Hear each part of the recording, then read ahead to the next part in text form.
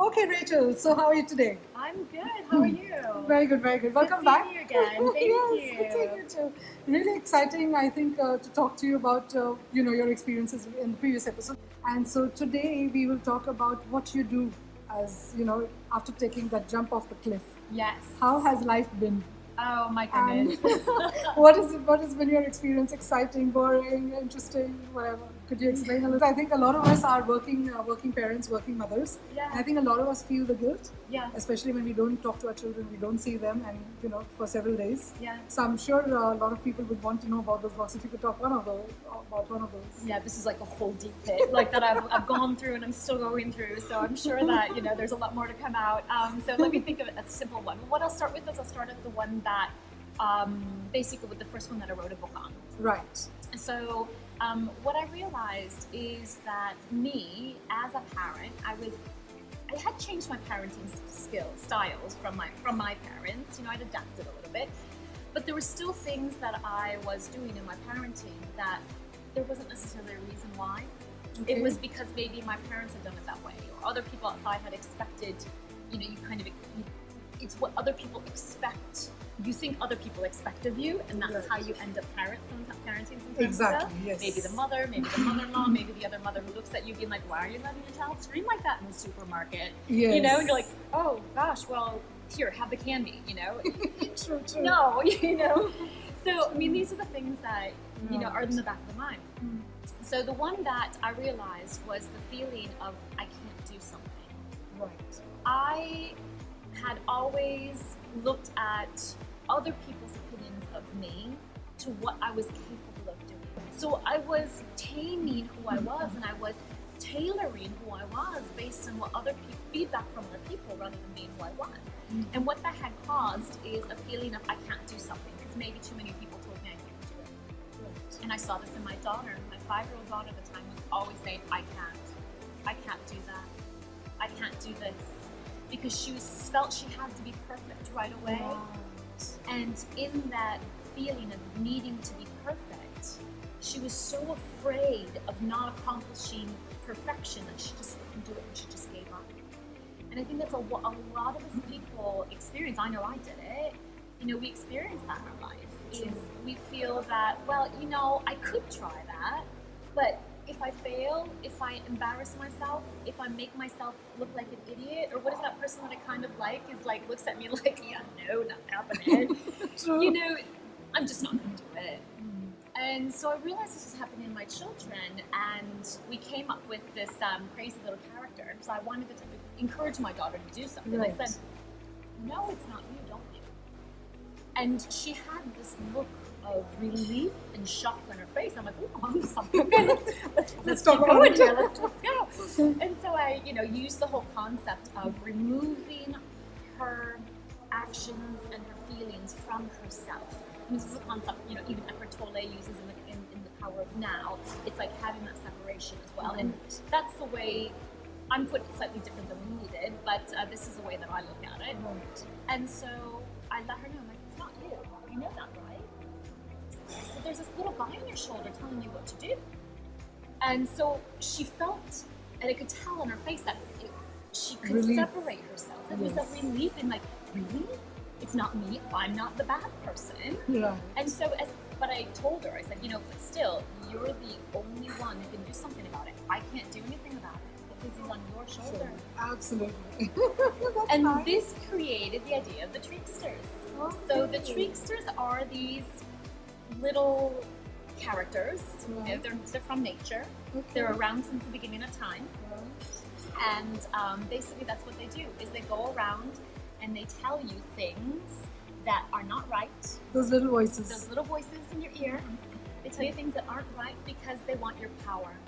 Right. When you do what they tell you to do, they get your power and they use that for what they want to use it for. Right. And the only way to get rid of them is, well, everyone has a different way of getting rid of them, but is that person themselves has to take action.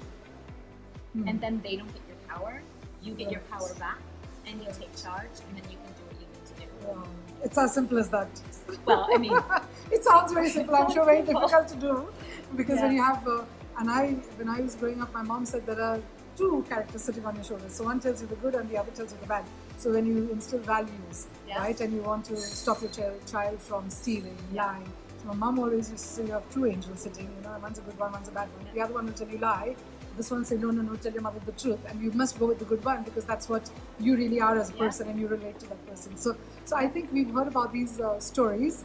I think forever from the time we were growing up, and it's tough at the time because when there are two voices in your head telling you to do two different things, which is contradictory, which voice do you generally naturally listen to? Exactly, and that's where you have to listen to your heart, and that's where you have to feel your body. And there is a good one as well. It's called the plant stir, but the plant stir is not introduced in the first book. It'll be come out in the second book. All right. So the plant stir plants the good ideas in your mind and reminds you of who you are on the inside. So interesting. So you have to feel your body in order to understand, because if you feel tense, if you feel, you know how it is when you feel pain or anger, I'd say anger. So if you're angry, you feel like a fire inside. You feel like this tense situation. You feel your muscles tense up. You feel, when I was younger, I would explode. Like anger for me was a problem.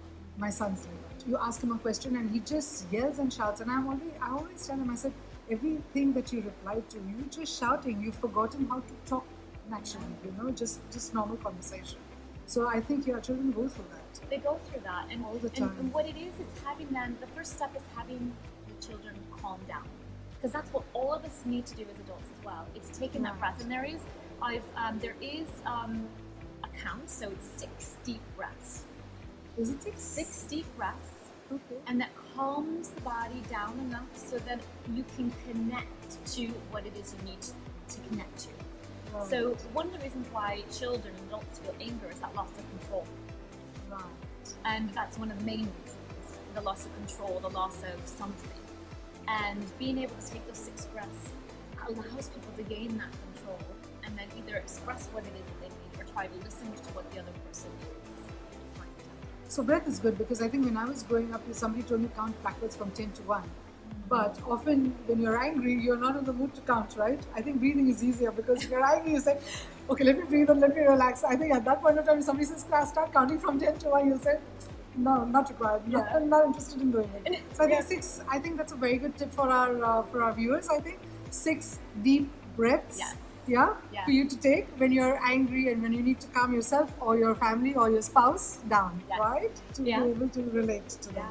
And it's not easy. Like my little daughter, she's 6 now, and I'm like, okay, take 6 deep breaths. She wouldn't do it at first, and then she ended up doing it spitting. I'm like, that's fine. Get it out, spit it out. She's taking a breath in, she's getting it out. That's fine, it works. It's too young. And so in that calmed down, I actually think I did get that one on film at some point. I may have to pull that out. Right. But it's not easy when it's so powerful that overtakes, and I felt that when I was a child. It overtakes every aspect that you have, and it's like going back to jumping off that cliff. You have to find that one little spark of power inside, that one little thought, and that's where that plant stir comes in. They open up that light, and they're like, here it is. You've got to grab onto it. You've got to make that action. Okay, so let's have a look at the 6 deep breaths that you are talking about. Could you show us? Yes. Do we sit? Do we stand? It's more about just taking it in, so it's like that airflow. Right. And this is why, meditation, a lot of people do meditation. It also helps like in yoga, in mindfulness. So there are a lot of these different concepts that bring it in. But and I say to start, when it comes to kids, it doesn't matter how they do it, just have them start. But ideally, the whole process is making sure that your whole body is engaged, and breathing in through the nose is good. So, and then, and if you can get them to close your eyes, it's so relaxing, yes. Yeah, and if you can get them to close your eyes, that makes a difference too. So.